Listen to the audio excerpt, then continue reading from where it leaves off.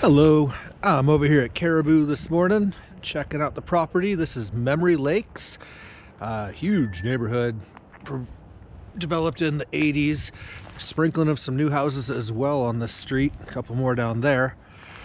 All half acre, stretches probably a mile across of this same subdivision, both sides of Schrock all the way up to Selden. This builder is Steve Orr. He was very popular for quite a few decades, built in about 2000. He was just known for maximum square footage, minimum cost. Oftentimes he'd do an unfinished downstairs. But the good part is he always, did all of the inspections, your framing, electrical, plumbing, insulation, all the way through to your final occupancy. So everything was done to code at the time, and I do like that about it. Sure be cool to add a garage right here. It's begging for one. 2000, so we're about 25 years old. We've got quite a few items that have a 25-year life expectancy. Septic being one of them. Lot goes a little bit lower here in the back.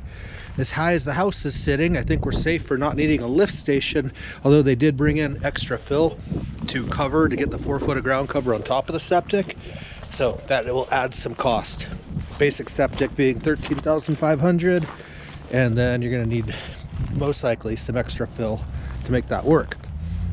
This gal was foreclosed in 21, and that was COVID times, so she actually moved out at that time in 21, and then some squatters ended up in the place, and yeah, just disgusting trash and liquor and cigarette butts everywhere.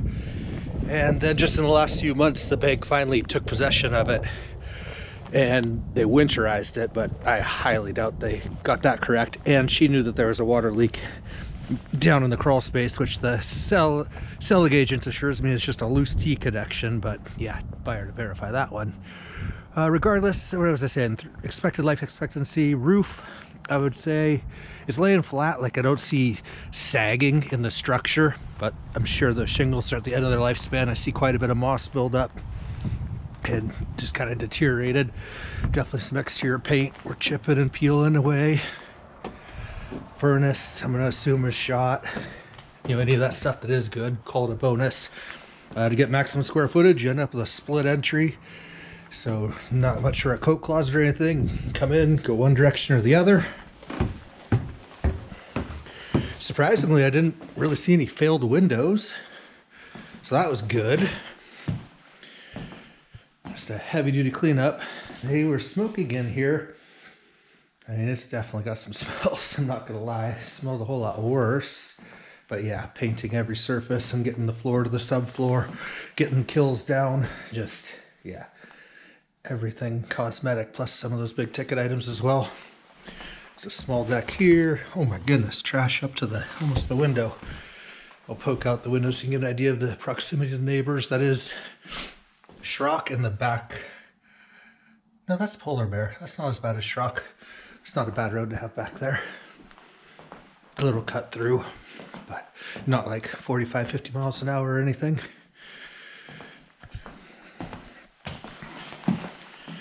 Headlamp up here. There we go. Hey, that works pretty good. First time with bringing the headlamp with the video, but I don't know why I didn't think of that years ago. Yep. Garbage, garbage, garbage. I don't see anything sagging. I don't see anything cracking. I mean, structurally, we've got 2x6 construction, and we're looking pretty solid. So this is a real good sized room.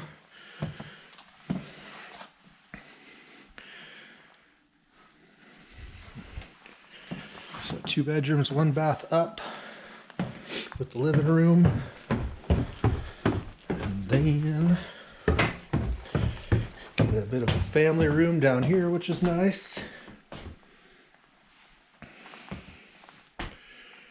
Oh, neighbors, yeah, half acres, so pretty much you can see the fence lines on both sides of the property.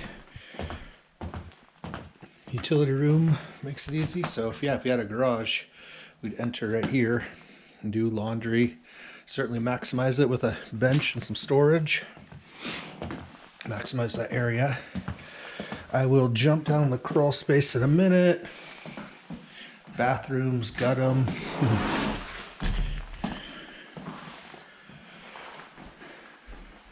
If we did have a failing window, it'd be this one. I think that's on the inside, but this would be your south sun.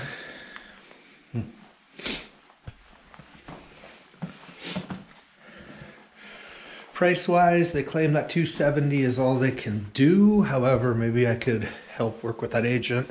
I mean, a short sale if nobody else is in line and nobody's taking it for the $270, a price that they have not changed in their 80 days on the market. I might be able to go through a short sale process if the bank allowed it. You know, maybe get another $20,000 or $30,000 off. It would take a few months and some work with the banks. That's always slow going, but possibly worth a try.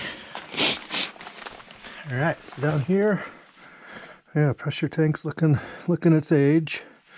Everything's real accessible. I mean, vapor barrier is still covering the bottom. Insulation's still intact around the outside. It was a high efficiency furnace.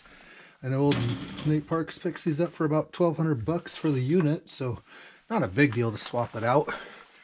But frankly, it's looking a whole lot cleaner and more sanitary than I was expecting down here. So that's Caribou. Let me know if you got some questions.